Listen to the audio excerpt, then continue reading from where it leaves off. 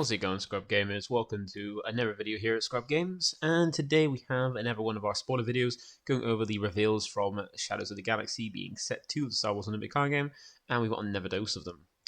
So, like I always do, we're going to do a little intro thing about the channel and stuff, and then we're going to move on to what's been revealed for the last week, and hope you enjoy and enjoy what we basically see, what we're looking forward to seeing for the next step. So before we get into the video, feel free to like, comment, and subscribe. Keeps you updated with my videos as and when they drop, and by clicking the notification bell you can get alerts to when my videos do drop, so you can watch them there and then, or at a later time. So that was a little bit quicker than we normally do, so let's get into the video and check out what we have for another dose of Shadow of the Galaxy reveals. So, like we've been getting previously for the last couple of weeks of reveals, we've been getting 2 leaders each week, and it's quite nice so we can see trickle down, let's see 2 each time. We also know from I think there's a sporting thing out there I remember seeing where we know we've got 2 today, but then 2 other ones we haven't seen yet we will see in the future is what was it? The heroic heroic aggression leader being Han Solo from the Solo film, and then we've got a Jabba the Hutt leader in the villainy side of command. So we've got those that we've seen a little thing, but we don't know what the effects are. We need to wait till they're officially revealed, but we know the characters there. And then we just got to work out whatever character, because I think now we've seen all of red, all of green, and then we've seen the light side of yellow, and now we've seen the first blue one. And I'm interested to see because we've seen Maul is on the poster and the advertisement for set 2, so I just seem interesting to see what he is going to be in. I was hoping he'd be in red, have some Force stuff go with him, but he might be either cunning, maybe vigilance, but I reckon cunning more. But we look forward to seeing when we actually see the leader. But for now, rather than ramble on, we have one of the leaders from this week, and that is Rey. So we're seeing some of the sequel movies characters, which is cool. I think we already saw some. Can't remember.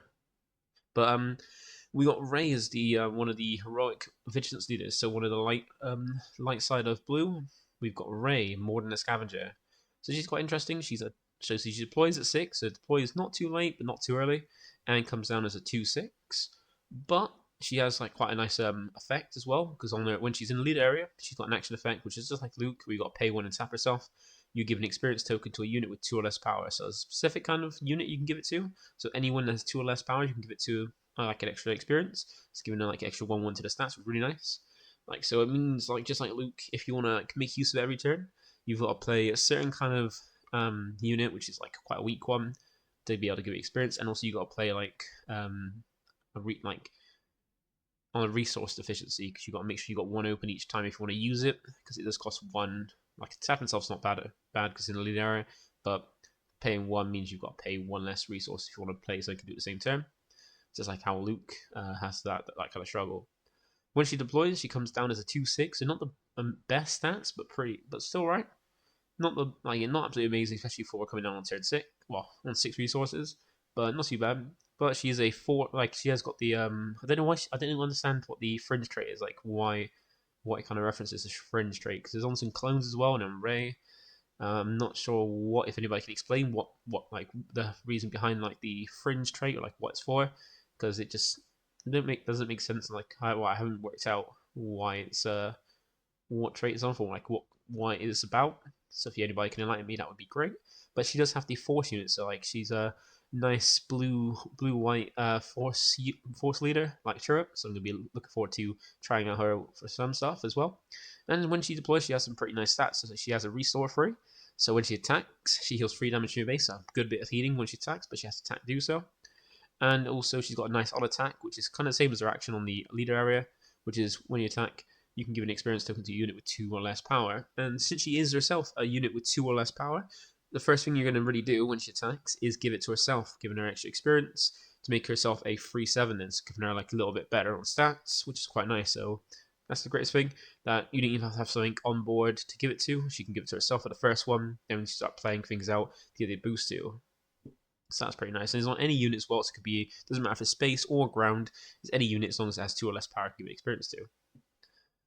So that is the Rey leader. Looking pretty nice. I'm looking forward to trying it out, because I haven't even tried out all the leaders from set 1 yet. So hopefully I can try them out all before we get the next set. But this is going to be one I'm definitely going to want to try out.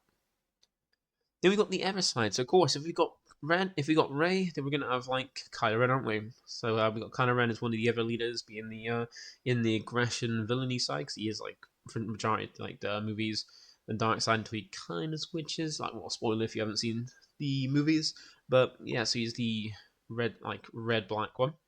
So we've seen that, and we've seen Bosk as the two dark side aggression leaders. So we've seen both of the aggressions, the villainy side of aggression. And Kylo Ren's an interesting one. So he's like rash and deadly. So he is he's a the third one leader we've seen that deploys on like 4 resources. So he's one of, like, he joins Sabine and Lando Calrissian for leaders that deploy as early as turn 3 and basically 4 resources.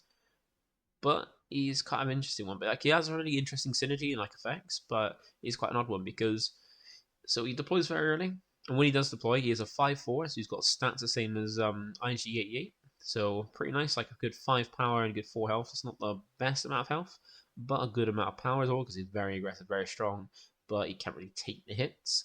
And he's also a force user, so we got another force user, which is quite cool. So you can put like full lightsaber on him, which is quite nice as well. So that's one thing you can do is like deploy him and give him one lightsaber, then we get a little bit stronger. That's a nice thing. And he's got first order, so we're interested to see like what kind of benefits you can have from first order. That's going to be one of the new traits we're getting for this set. But when he's in the area, he's got an interesting effect where action, by tapping him and discarding a card from your hand as a cost. So you got to both tap him and discard a card from hand. You can give a unit 2 power for his phase, so you can make something a little bit stronger by having 2 power. So that's pretty cool. And then, so I think we've seen, well, you will see, there's going to be synergy with using this card. Like, I can't remember if we saw one of the cards or after this one. I can't remember like which times the reveals come out. We'll see as we go on. But you got some good synergy with this effect, like with his effect, to be able to make use of things in the discard and stuff like that. So that's pretty cool, and it kind of makes sense with like discarding a card because then you want an empty hand, because then when he's deployed, then he's just going to one effect, and that this unit gains -1 power for each card in your hand. So the more cards you have in your hand, the less like weaker he gets. So if you want to keep his full 5 power, you need to have no cards in hands, but for every one you have, it reduces his power by 1 for each one.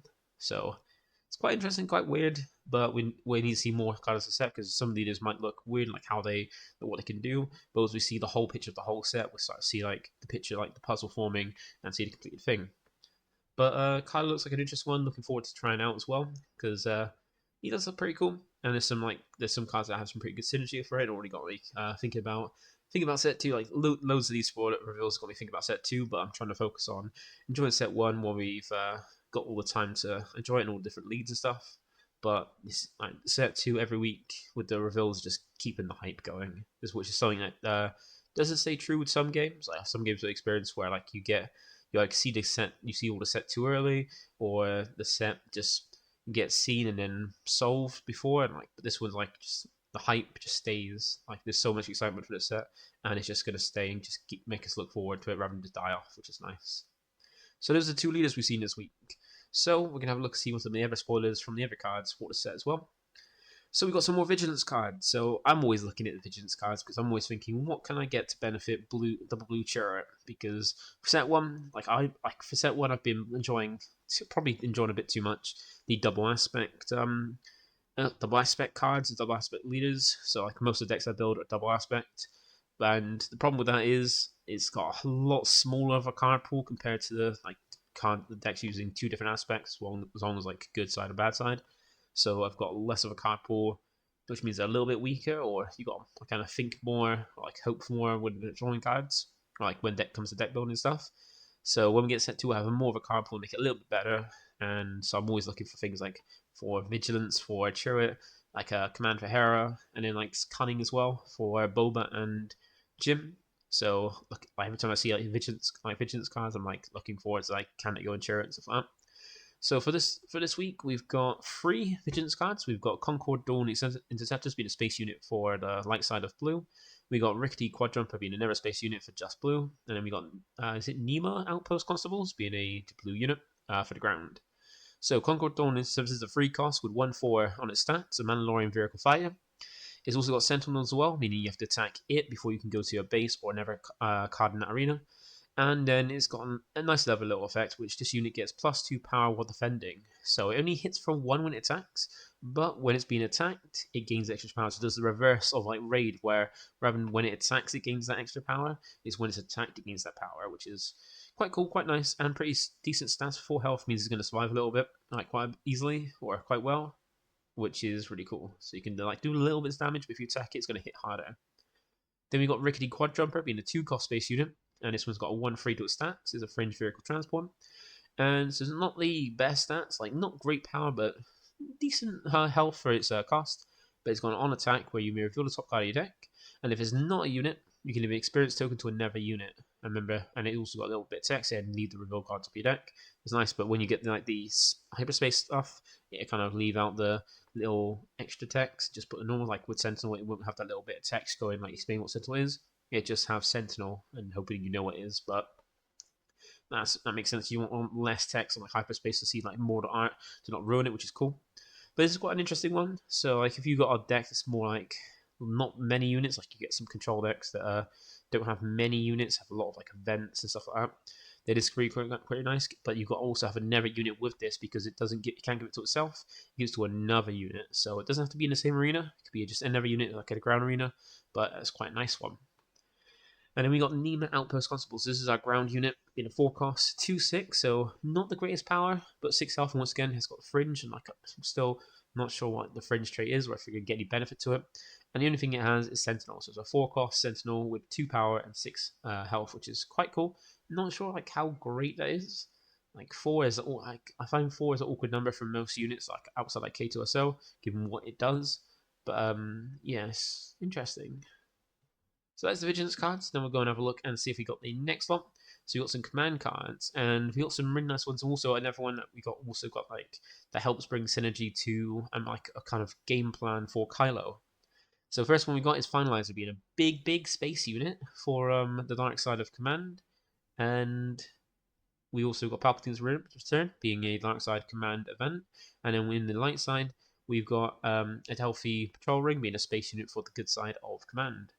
So Finalizer is 11 costs, and probably I think that's the most expensive, like most costly card in the game. I think I'm trying to think if there's anything high costing, but I don't as high costing as that. But I think it caps out at 10. So Finalizer is now the highest costing unit in the game, and it comes with the like same as like can't remember whichever space unit was, but it comes down with the same power as its cost and like health. This one comes down as 11 cost, but has 11 power and 11 health, so like the biggest unboosted unit in the game. And it's a first order vehicle capital ship. It will overwhelm, meaning when it does piercing, well, when it does damage to a unit, any additional health, if any damage that exceeds the health on the card goes to your opponent's base. So if you attack with this, like a 5 health unit, that extra 6 damage you would have done to it goes to your opponent's base, which is a really nice trait. And then it's got when played, you choose any number of friendly units. Each of those units captures an enemy non-leader unit in the same arena. And that is pretty cool. Like you bring out this big space unit. Now, if you like, it's gonna be hard to take out just with like attacking it. You're gonna mainly want to have to use like events or some other ways to kind of get rid of it. And then when it does come down, you basically pick your choose any number of your friendly units in both arenas, and they capture things that your opponent controls in those same arenas, which is quite cool. So if you've got quite a wide board, like a lot of things, and your opponent's got a few things, you can take your opponent's entire board almost with this, which is pretty interesting. Very high costing when it's a legendary as well, so one of our legendaries. But that is pretty cool. Not sure how great it is because we got some other like the other big ship. It's like a 10-10, I think Devastator is called, if I'm thinking correctly. That doesn't really get played, but this might. We'll have to see. Then we got Palpatine's Return, being a nice little rare extra, being a Forced Plan event. It's a 6 cost, so quite a hefty costing event, but then we've seen events that like could be really good. And this is really nice as well because it has some good synergy with Kylo, and also just very good with some of the cards we already got for the dark side as well. And the effect is to play a unit from your discard pile. It costs 6 less, and if it's a Force unit, it costs 8 less instead. So you can basically, it's like it's almost like if you ever play, you think it's like Monster Reborn. So, but yeah, you can bring out something that costs 6 or less from your drop. So you can even bring out something bigger if it's not a Force unit. Just have to have extra resource to play it.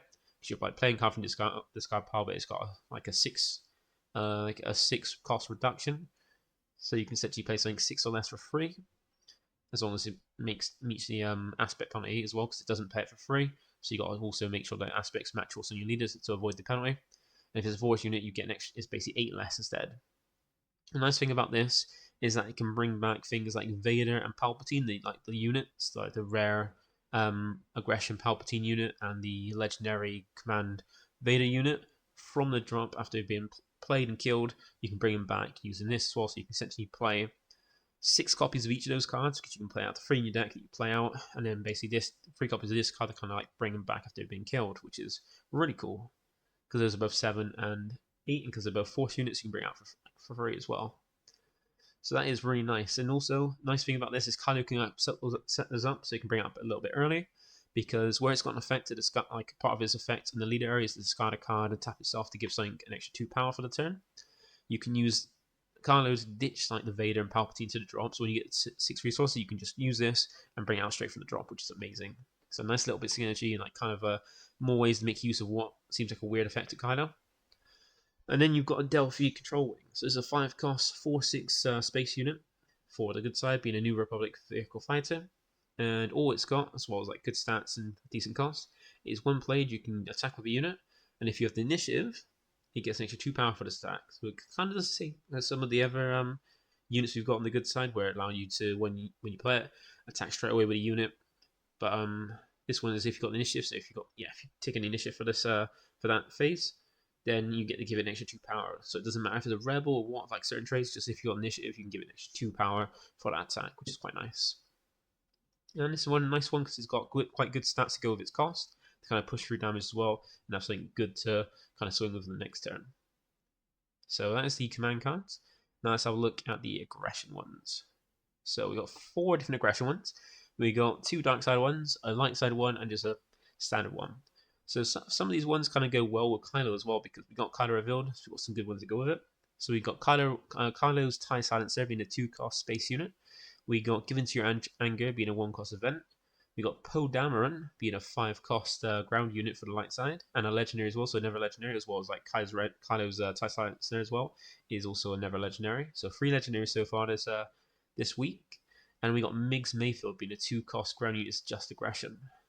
So these are quite interesting. So you got Kylo's TIE Silencer, so 2 costs, aggression, dark side, being 3 power, 2 health with first order vehicle fighter, and it's got an action where if this unit was discarded from your hand or deck in this phase, you can play it from your discard pile by playing this cost. So that's quite cool. So it goes well with it goes really well with Kylo being a discard this card to use its effect to give something else a boost for it, plus 2 power for this turn, and as long as you've got the 2 energy.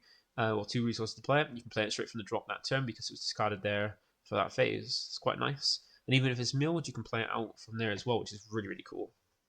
So that's a really nice unit. Pretty solid stats for its cost, and just being able to play it by discarding, or if it gets milled is really, really nice. So then we have the dark side event as well, being a 1-cost Given to Your Anger, being an 8. So we've got the effect of it being deal 1 damage to enemy units, just 1 chip damage for 1 resource, which is quite interesting. But it's got additional effect being its controller's next action in this phase must be to attack a unit attack action with that unit, and then if able, well that's if able, and then it must attack a unit if able. So essentially you pay 1 and do 1 damage to something, and then you force whoever controls that card, be it your opponent or you, to attack with that unit that phase if you can, and then it must attack a unit as well if able. So it's got to attack if it hasn't really attacked, or it can attack, and if it can attack a unit, it has to attack a unit, which is pretty cool. So you can force your opponent to attack into one of your things using that card, which is quite cool, and it's quite an interesting effect as well. Nice for a rare. But then we go to Poe Dameron. So quick to improvise. He's a 5-cost 6/6, so pretty good for his stats. 5-cost 6/6 is ranked very good, and he's just resistance. He's not a rebel, he's just resistance, because I think it's from the later a lot of films, so it's more resistance than it is rebels. But he's got only 1 effect, which is on attack, and the effect is to discard up to 3 cards from your hand, and for each card discarded this way, choose a different option. So you got the options being deal 2 damage to a base, to a unit or base, defeat an upgrade, or an opponent discards a card from their hand. Now, how it's worded, it makes me think that you can't just discard 3 and make your opponent discard 3 cards. Because how it's basically worded, for each card discarded this way, choose a different option. So you can't just choose the same option for all 3. You have to choose one each. So if if you discard all three, if you discard 3 cards, you do all 3 options. And then depending on what you discard, if you discard 1, you do 1 of the options. 2, you do 2 different Audiency options. So it's quite interesting with the options. Like defeat unit upgrade could be quite handy with more bounties and stuff like that, more upgrades. And 2 damage to your unit or base, quite helpful as well. Like pushing, that's potentially 6 to 8 damage to your base. And then make your opponent discard a card. Technically, you're discarding to make them discard as well. Could be quite interesting. So it's a quite cool one. I have to see like how it tests out. And also a nice thing with this, if you discard like the 3 cards, you can potentially make sure you've got fuel for that by playing like black one with it as well, which is the same stat, same like attribute, not attributes, aspects. That's it. Being also a light side aggression unit, legendary as well, space unit that can help you get that hand, so you can actually use it to discard, like have cards to discard for this. Then we have Mixed Madefield. So this is quite a cheap unit, 2 cost, 2/2 stats, Underworld, like nothing special in the stats, like quite deep, like average ones for its stats. But it has a nice effect that goes well with Kylo as well, which when a player discards a card from their hand, you may deal 2 damage to a unit or a base.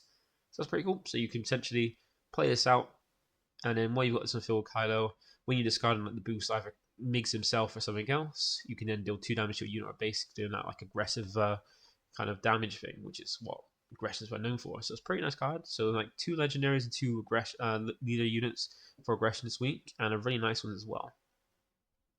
So that brings us to the next lot. So we've got now the cunning cards. We've got four cunning cards here. So we've got 2 dark side of cunning and 2 light side of cunning. So for these ones we have Bazine Netal. Bazine Netal. And then we got Slaver's Fighter being a space unit, Bazine being a ground unit.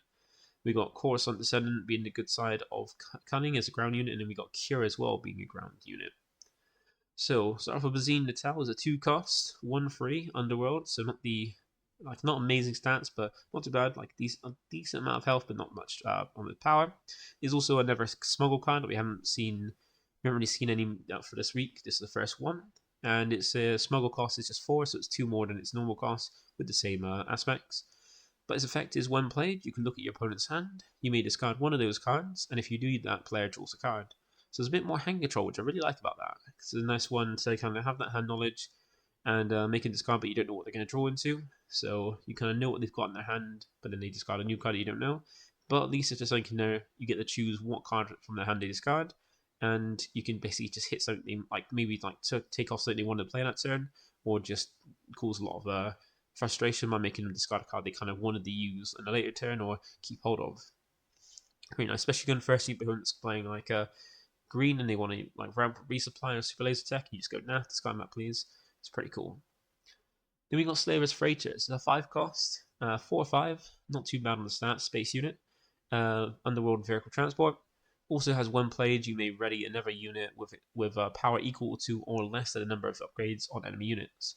So this becomes heavily focused on either your opponent is playing a deck that has multiple upgrades put on their own cards, or you're playing like a bounty deck where you put bounties on your opponent's cards, because if you do that, technically that's upgrades on their cards to kind of restand things like that.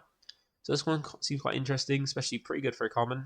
Just it's all dependent on like upgrades being used. If you're playing a bounty deck, your opponent's playing like an upgrade focused deck on their own cards. Then we got Coruscant Descendant. So that's a pretty nice unit. 3 cost, 3/4, so very solid stats for a 3 cost. Pretty nice one. Underworld Twi'lek, I think it's called. Twi'lek. Not the best with the traits, like the names of it, especially like some of the races on it. Like I think it's Twi'lek. And it's just got one effect, which on attack can be red a resource. So that's quite nice, being to attack. Untap resources, kind of like both levels of getting that resources. We know how good that is. You basically like get to play more than what you would normally play by getting more resources. So it's a really nice one and pretty solid stats as well. So very nice. Then we got Kira. So Kira's a 4 cost, 3/5, so pretty solid stats as well for a 4 cost. But then it always feels like 4 costs are quite like awkward, like when it comes to playing them. It is quite weird. I don't know if that's just me, but it could be other people. But I just feel like 4 costs are quite awkward. But it's just an underworld trait, and she's got a nice effect where when played, you can look at an opponent's hand. So you get a hand knowledge to see what they've got available, and then you can name a card. And while this card is in play, each card that with that name costs 3 more for your opponents to play. So this is a very nice one for Twin Suns and for normal play, because when you play in 1-on-1, just standard format, play it out, look at the hand, and then if there's something you really care about, you can call something else to make sure when they eventually draw it, if they do what is still out, it costs more. Or see something that your opponent has in their hand, and then you potentially call it something they might want to play, you don't want them to play, and then once it's on the board, it costs 3 more for them to play if they want to play it, which is pretty cool. It's pretty interesting, especially in Twin Suns. It could be really good because you can play it out. You can look at one person's hand, see what they've got, and if they've got nothing you really care about, call something else that could then affect all the other people you're playing against as well, which is really nice. It's a really cool unit, and pretty nice for a rare as well, which is pretty nice. So rare is always like really nice in this game. Even like you get some really strong commons, uncommons, and rares as well. Some pretty cool legendaries. And now we got the last 2 cards, and we got shown that we're getting some more double aspect cards with a double aspect cunning one, and we've also got just a heroic placing. What's it? Just a plain heroic card. So we got new adventure being a double aspect cunning event, and we got Grey Squadron Y-wing being a 2-cost heroism unit. So new adventure is a 2-cost double cunning aspect gambit event, and its effect is return a non-leader unit that costs 6 or less to its owner's hand. Then its owner may play it for free. This allows you to like replay things out, like bounce back the hand and play it back out again, which is really nice for things that have on plays. And yeah, you can basically just play it back out for free, just like replay things to make, especially if you got things like Fetch Fire Spray, like having an out attack with it, then using this to bounce it back to hand and play it out again. And remember, it comes active with Boba, so you can then swing again, which is quite cool. And you got other things that have like just on play effects. So you can have them like they've already used on play effects. Next turn you swing with them, use this, play it back to hand, then play it back out again for free to like get that on play. So that's really nice. I'm gonna be looking forward to adding this to my double cunning decks, because it's a really nice one to make use of like Bodhi and stuff like that, and Katina Bouncer, and yeah, it's gonna be a lot of fun. And then we've got Grey Squadron Y-wing being a 2-cost space unit, 1 free stats, so not the best stats, but pretty nice, pretty decent. But is a rebel vehicle fighter, so never rebel 2 costs, and is unlike the one we've had before, like the just normal like skillless heroic unit that was space for set 1. That was a 2/3 with no skills. This one has an on attack where an opponent chooses a unit or a basic control, and you can deal 2 damage to it. So you can technically sweep your opponent's base, and if they want to take, and you're gonna do 1 damage to it. But they can either choose a base or another unit, or one of the units to take 2 damage. And if they ain't got a unit, they have to attack the base. He does 3. If they don't want to take, you can then attack to a unit. If they don't want to take more damage to that unit, they can put their base instead, which is quite cool. It's quite an interesting one. But that is all the reveals for this week. So pretty nice reveals, like especially like finally seeing one of the Vigilance leaders, and also seeing all the remaining ones of aggression. I'm still waiting to see Mole, and I'm looking forward. That's the one I want to see. So I'm looking forward to finally seeing Mole, and I'm gonna be so excited. I do love Mole. He's one of my favorite characters from Star Wars, and yeah, I'm looking forward to seeing what it is. But I was hoping it'd be an aggression. I don't know why. I don't know if because he's a Sith, so like red. And we've got some like 4 cards in red that's hoping for him to go for. But it looks like he's either going to be in cunning or vigilance. I can see him more being cunning than vigilance, but I'm looking forward to seeing that. So let me know what you think of the spoilers for this week, and what you're looking forward to from these. Because I'm looking forward to a fair few of them, like Rey, and definitely looking forward to that leader. I'm looking forward to like the Kylo looks pretty cool, and definitely new adventure here. I'm looking forward to playing as well. So that's it from me today. Thank you for watching. Feel free to like, comment, subscribe, and I'll catch you again in the next one. Bye for now. Like a boss.